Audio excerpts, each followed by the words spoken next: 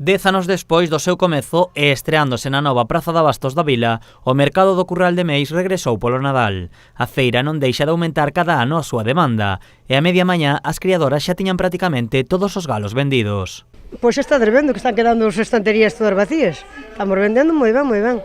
Entre os que xa vendemos na casa, que temos pedidos por encarga, e agora con isto da pandemia, pois van xa por transporte.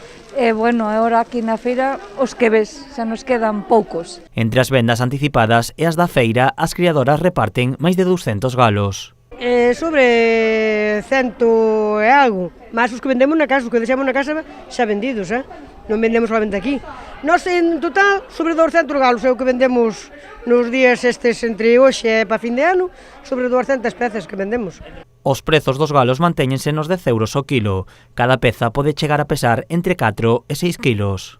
Desde 4,5 para arriba hasta casi 6. Ahora acabas de vender un de 6 kilos 200 gramos.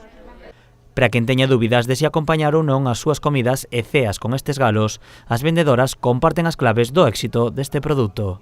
Polo sabroso que é, isto non ten nada de químicas nin de nada, todo é natural. Todo é natural. Porque é totalmente natural, é moi rico, é unha carne moi fibrosa, é moi sano. Tamén aconsellan as mellores maneiras para preparalo. Está bo de calquera maneira que o fagas, de calquera maneira. Está moi bo estofado, está moi bo a forno, de calquera maneira. Isto casi se come sin preparar, casi se come crudo. As vendedoras fan un balance moi positivo dos 10 anos que levan celebrando a feira. Sinalan que a boa acollida do produto é unha recompensa ao traballo que realizan durante todos os anos criando os galos. Un traballo que se ve reflexado cun alimento da zona de calidade e saboroso.